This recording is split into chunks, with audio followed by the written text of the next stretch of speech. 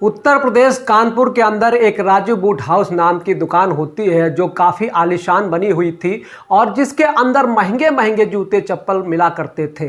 एक दिन उस बूट हाउस के मालिक का दोस्त, जिसका दूसरी जगह एक बूट हाउस है, वो उससे मिलने के लिए आता है और उसकी दुकान में बैठा बैठा इधर उधर नज़र दौड़ा ही रहा था। तभी उसकी नज़र पूजा घर में रखे हुए एक फ्रेम किए हुए कागज़ पर पड़ती है, जो कागज़ एक नॉर्मल सी कॉपी का था और जिस कागज़ के ऊपर किसी के पैरों के निशान बने हुए थे। उस सेठ ने उस कागज़ को फ्रेम करवाकर पूजा के घर में रखवा रखा था। अब जैसे ही वो व्यक्ति उस फ्रेम किए हुए कागज़ को देखता है तो अपने दोस्त से पूछने लगता है कि भाई ये क्या है, कोई अलग से यंत्र बनवा लिया है क्या जिससे दुकान अच्छी चलने लगे। अब इसके बाद जो उस बूट हाउस का मालिक होता है वो उस फ्रेम की तरफ देखता है और उससे कहने लगता है कि ये साक्षात एक देवी के पैरों के निशान हैं, जो मुझे हाथ लग गए तो मैंने उन्हें यहाँ पर रख लिया। तो उसका दोस्त पूछने लगता है कि किस तरह से तुम्हारे हाथ लग गए और कौन सी देवी है, भला मैं भी तो जानूं इसके बारे में। अब जैसे ही वो बूट हाउस का मालिक इस कागज के पीछे की कहानी अपने उस दोस्त को सुनाता है तो वो भी फूट फूट कर रोने लगता है और कहता है कि हाँ भाई, तूने सही कहा, जो कुछ भी तू सोच रहा है वो बिल्कुल सही है और मैं भी उस महिला से मिलना चाहूँगा। कौन थी वो महिला, किसके पैरों के निशान थे और क्या कहानी थी इस कागज़ के पीछे की, जो उसका दोस्त फूट फूट कर रोने लगा। पूरी कहानी की सच्चाई जानने के लिए वीडियो को अंत तक ज़रूर देखिएगा। दोस्तों, ये कहानी है कानपुर उत्तर प्रदेश की। कानपुर के पास ही एक छोटे से गांव में एक परिवार रहा करता है। परिवार के अंदर पति पत्नी है और जो पत्नी है वो प्रेग्नेंट है। पत्नी का नाम मीना है और पति का नाम महेश है। दोनों पति पत्नी इस बात से बड़े ही खुश हैं कि उनके यहाँ भी अब संतान का सुख होने वाला है, क्योंकि काफ़ी दिन उसकी शादी को हो गए हैं लेकिन अभी तक उन्हें कोई संतान नहीं हुई है। मीना का जो परिवार है वो ज़्यादा पैसे वाला तो नहीं है, लेकिन उनके पति इतना पैसा कमा लिया करते हैं कि जिससे उनके घर का गुजारा आसानी से हो जाया करता है। सब कुछ अच्छी तरीके से चल रहा था, लेकिन तभी एक दिन अचानक से उनके पति की एक एक्सीडेंट में मौत हो जाती है और उसके बाद मीना घर के अंदर अकेली रह जाती है। अब जैसे ही मीना को ये सब कुछ मालूम होता है तो वो फूट फूट कर रोने लगती है, लेकिन रो कर वो कर भी क्या सकती है। जो कुछ हो गया था उस पर ना तो उसका कोई कंट्रोल था और ना ही उसके अनुसार कुछ बदलने वाला था। इसके बाद वो जैसे तैसे करके अपनी ज़िंदगी को जीने लगती है और कुछ दिनों बाद उसकी डिलीवरी का समय आ जाता है। जैसे ही उसकी डिलीवरी होती है तो उसको एक लड़का होता है और वो सोचने लगती है कि इसी लड़के के सहारे अपनी ज़िंदगी को मैं व्यतीत कर लूँगी और कोई भी कैसी भी दिक्कत नहीं है। अब स्टार्टिंग में कुछ दिनों तक तो अड़ोस पड़ोस वाले उसकी मदद करते हैं, लेकिन धीरे धीरे पड़ोसी भी मदद करने से पीछे हट जाते हैं और अब मीना मेहनत मजदूरी करके अपने बच्चे का और अपना पेट पालने लगती है। समय व्यतीत होता है और समय के साथ साथ उसका बच्चा बड़ा होने लगता है और वो अपने बच्चे का नाम सचिन रखती है और सचिन को पढ़ा लिखा कर किसी नौकरी में लगाना चाहती है ताकि उसका जीवन बेहतर हो सके, उसे मेहनत मजदूरी ना करनी पड़े। उसके परिवार की हालत इतनी ख़राब होती है दोस्तों, जो मीना होती है वो अक्सर नंगे पैर रहा करती है। अपने बेटे के शरीर को ढकने के लिए वो उन पैसों को भी उनमें लगा दिया करती है जिन पैसों से वो अपने लिए चप्पल खरीद सकती थी, लेकिन अपने बेटे की परवरिश के लिए वो अपने लिए कुछ भी नहीं खरीदती है, चप्पल भी नहीं खरीदती है और अपने बेटे का भरण पोषण करने लगती है। धीरे धीरे करके मीना मजदूरी करती है और अपने बेटे को पढ़ाने लिखाने लगती है। बच्चा अब स्कूल में पढ़ने लगता है और अब अपनी माँ की कंडीशन को भली भांति समझता है। जब वो 8 साल का था तो वो अपनी माँ के बारे में सारी बातें समझ गया था और वो देखा करता है कि उसकी माँ किस तरीके से नंगे पैर कांटों में दोपहरी में ऐसे ही काम करती रहती है केवल उसका पेट पालने के लिए। तो वो अपनी माँ से कहने लगता है कि माँ, तुम ऐसा करो, इस बार मेरे लिए जूते मत खरीदना और अपने लिए चप्पल खरीद लेना। लेकिन उसकी माँ मना कर देती है और कहती है कि नहीं बेटा, मैं चप्पल तब तक नहीं खरीदूंगी जब तू अच्छी तरीके से कामयाब नहीं हो जाता। जब तू कामयाब हो जाएगा तो तेरी कमाई से ही मैं चप्पल लूँगी। इस बात को सुनकर बेटा और भी ज़्यादा पढ़ाई लिखाई के लिए मोटिवेट हो जाता है और उसका एक ही मोटिव होता है कि जैसे तैसे करके मैं अपनी पढ़ाई लिखाई को करूँगा और एक ऐसी नौकरी प्राप्त करूँगा जिस नौकरी से मेरी माँ का जीवन अच्छी तरीके से व्यतीत होने लगे। तब तक उसकी माँ मेहनत करती है और मेहनत करने के बाद उसे अच्छे से पढ़ाने लिखाने लगती है। धीरे धीरे करके जो सचिन होता है वो 12वीं क्लास को कंप्लीट कर लेता है और उसके बाद एक छोटा सा ऐसा कोर्स ढूंढता है जिस कोर्स को करने के बाद उसे फ़ौरन से नौकरी मिल जाए और उसकी माँ को मजदूरी ना करनी पड़े। तो उसे एक डिप्लोमा के बारे में पता चलता है जिस डिप्लोमा को करने के बाद उसका नंबर कंपनी में आ जाएगा और 1 साल के अंदर वो डिप्लोमा कंप्लीट हो जाएगा। इसके बाद सचिन उस पढ़ाई को करने लगता है और धीरे धीरे 1 साल भी व्यतीत हो जाता है। 1 साल बाद सचिन का डिप्लोमा जैसे ही कंप्लीट होता है तो उसके बाद वो इधर उधर कंपनियों में कोशिश करने लगता है और कोशिश करने के बाद उसकी नौकरी एक कंपनी में लग जाती है। जैसे ही उसकी नौकरी लगती है तो उसे इस बात की बड़ी ही खुशी होती है क्योंकि अब फिलहाल वो अपनी माँ की उन ज़रूरतों को पूरा कर सकता है जिन्हें वो बचपन से देखते आया है कि उसकी माँ बिना चप्पलों के घर के अंदर रहा करती है और जैसे तैसे करके उसका भरण पोषण कर रही है। अब जिस दिन सचिन को पहली सैलरी मिलने वाली थी उस दिन सुबह सुबह सचिन अपनी माँ के पास पहुँच जाता है। माँ के पास जाने के बाद वो उससे कहने लगता है कि माँ, तुम्हें कितने नंबर की चप्पल आती है? आज मुझे सैलरी मिलने वाली है। और जैसे ही माँ को पता चलता है कि उसके बेटे की आज सैलरी आने वाली है तो वो बहुत ही ज़्यादा खुश हो जाती है और कहती है कि बेटा तू ही अपने आप ले आना, मुझे नंबर का नहीं पता कि मुझे कौन से नंबर की चप्पल आया करती थी, क्योंकि काफ़ी दिन हो गए हैं मैंने पैरों में चप्पल पहनी ही नहीं है, तो नंबर का मुझे भला क्या पता होगा। इस बात को सुनकर जो बेटा होता है उसकी आंखें छलकने लगती हैं और इसके बाद वो एक तरकीब निकालता है, अपने कमरे में जाता है, वहाँ से एक रजिस्टर से एक पेज निकालता है और उस पेज को नीचे रखने के बाद अपनी माँ को उस पेज पर खड़ा होने के लिए कहने लगता है। तो माँ उससे कहती है कि बेटा तू ये क्या कर रहा है? तो वो कहता है कि माँ, मैं आपके पैरों के निशान ले रहा हूँ ताकि उनके हिसाब से मैं आपके लिए चप्पल खरीद सकूँ, क्योंकि आज जब मुझे सैलरी मिलेगी तो सबसे पहले मैं आपके लिए चप्पल खरीदना चाहता हूँ ताकि आप अब नंगे पैर ना चल सको, क्योंकि अब आपका बेटा कमाने लगा है। इस बात को सुनकर माँ की आंखें भी नम हो गईं और इसके बाद उस कागज़ पर खड़ी हो जाती हैं। जैसे ही माँ उस कागज़ पर खड़ी होती है तो बेटा पेन से अपनी माँ के पैरों के चारों तरफ एक लाइन खींच देता है जिससे उसे अपनी माँ के पैरों के निशान मिल गए थे और इसके बाद उस पन्ने को फोल्ड करके अपने पर्स के अंदर रख लेता है और वहाँ से सीधा अपनी कंपनी में चला जाता है। कंपनी में जाने के बाद दिन भर काम करता है और शाम के समय वहाँ का मालिक उसे सैलरी दे देता है। सैलरी उसकी ज़्यादा नहीं थी, लगभग 8,000 रुपये थी, लेकिन ये 8,000 उसकी खुद की कमाई थी, जिस कमाई के कारण अब उसकी माँ को काम नहीं करना पड़ेगा, तो वो बड़ा ही खुश होता है। इसके बाद वो कानपुर के बस स्टैंड पर जाता है और वहाँ पर एक अच्छी सी जूतों की दुकान ढूंढने लगता है। ढूंढते ढूंढते उसे एक दुकान दिखाई देती है जिस पर लिखा हुआ था राजू बूट हाउस और देखने में वो दुकान काफ़ी ज़्यादा बड़ी प्रतीत हो रही थी और वहाँ पर काफ़ी अच्छे अच्छे जूते चप्पल रखे हुए थे। लेकिन जैसे ही सचिन उस दुकान की तरफ बढ़ रहा है तो वो व्यक्ति शटर को डाउन करने लगता है। तो एकदम से सचिन भागा दौड़ा उसके पास पहुँचता है और उसको दुकान बंद करने से रोकता है। अब जैसे उस दुकान का मालिक देखता है कि कोई कस्टमर आया है, ग्राहक आया है, तो वो शटर को नीचे करना बंद कर देता है और उससे पूछता है कि हाँ भाई बताओ क्या बात है। तभी वो भागता हुआ कहता है कि साहब मुझे एक जोड़ी चप्पल चाहिए, क्या आप मुझे चप्पल दे सकते हो? अच्छे से लेडीज चप्पल मुझे चाहिए होंगे। इस बात को सुनकर बूट हाउस वाला कहता है कि हाँ भाई मिल जाएंगे, क्यों टेंशन ले रहे हो, इतनी बड़ी दुकान किस लिए खोल रखी है। ऐसा कहकर उस दुकान का मालिक सचिन को उस दुकान के अंदर ले जाता है और वहाँ पर उससे पूछने लगता है कि तुम्हें किस तरह की चप्पल चाहिए और कितने रेंज तक की चाहिए।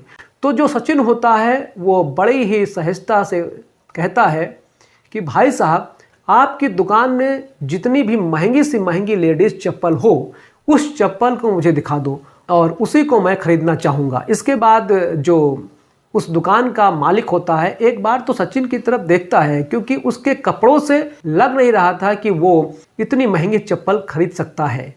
फिर भी वो दुकानदार सचिन की भावनाओं की कदर करता है और उसे अपनी दुकान की सबसे महंगी चप्पल दिखा देता है। सचिन उस चप्पल को हाथ में लेकर देखता है और कहता है कि भाई साहब कितने रुपए की होगी?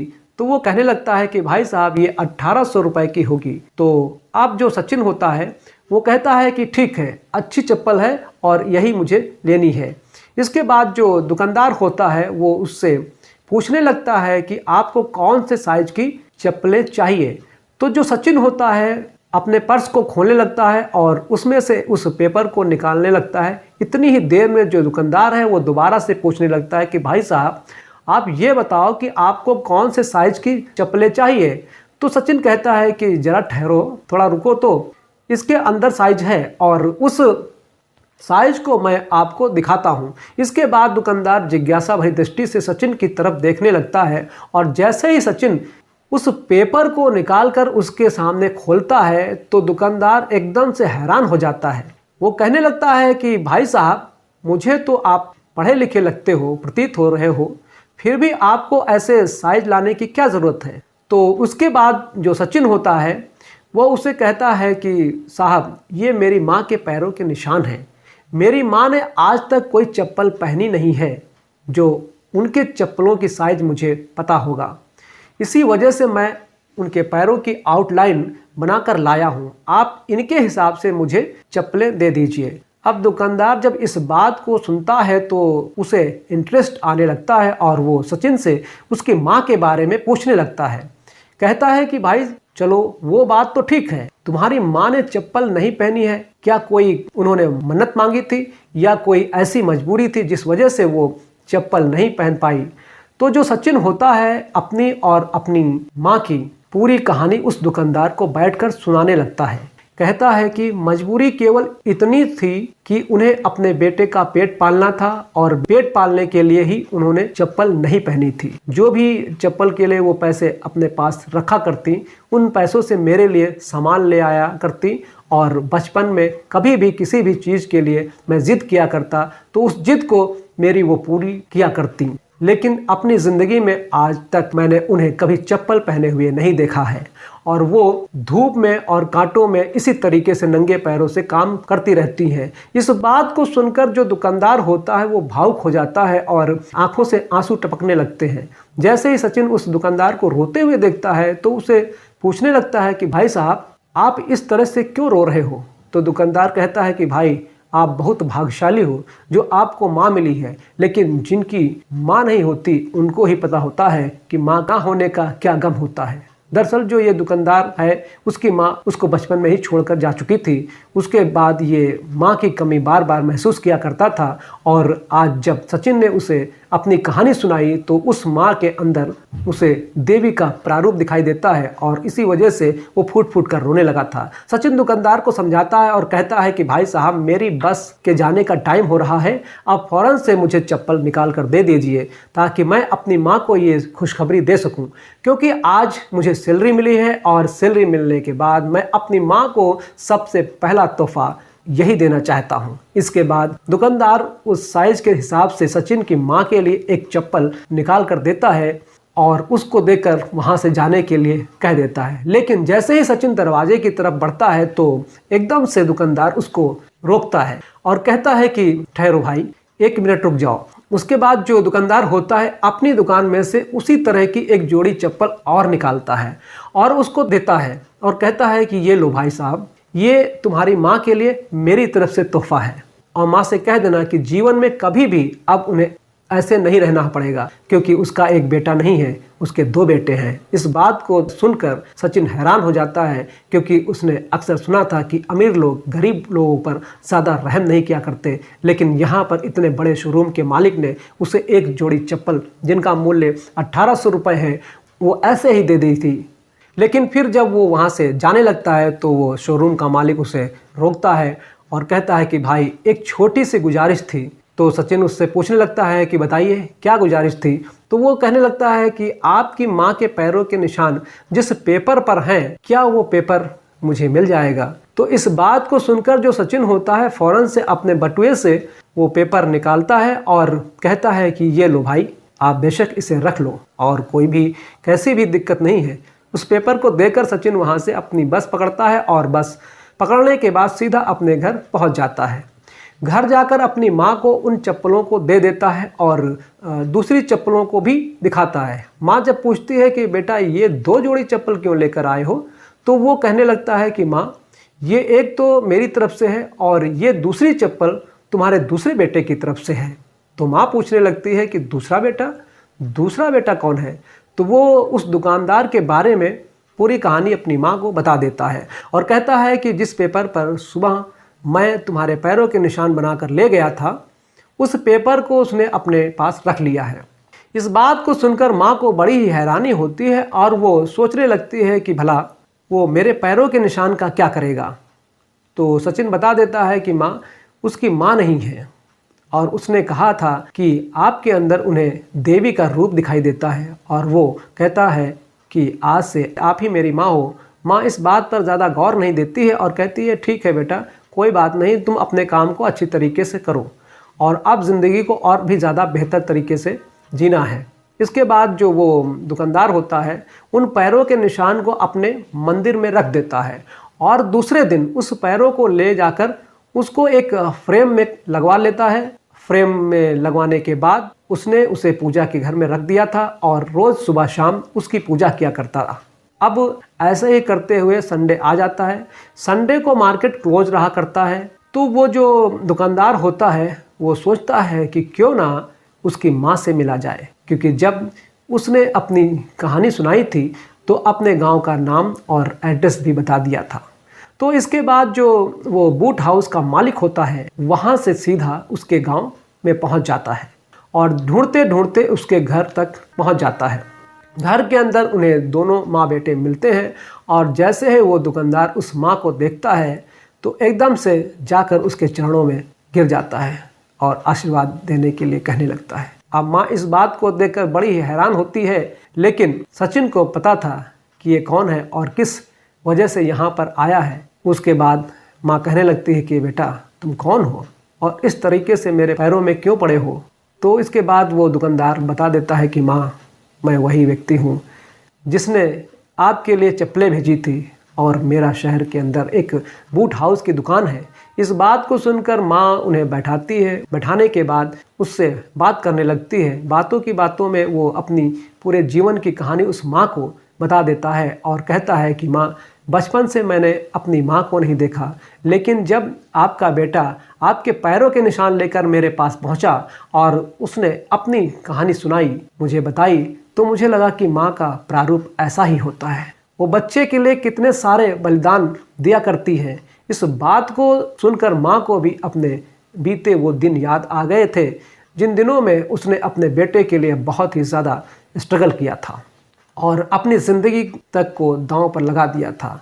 अक्सर जब माँ बीमार हो जाया करती तो अपनी दवाइयों तक के पैसों को अपने बेटे की परवरिश में लगा दिया करती और ऐसी छोटी मोटे नुस्खे अपनाकर अपनी बीमारी को ठीक किया करती।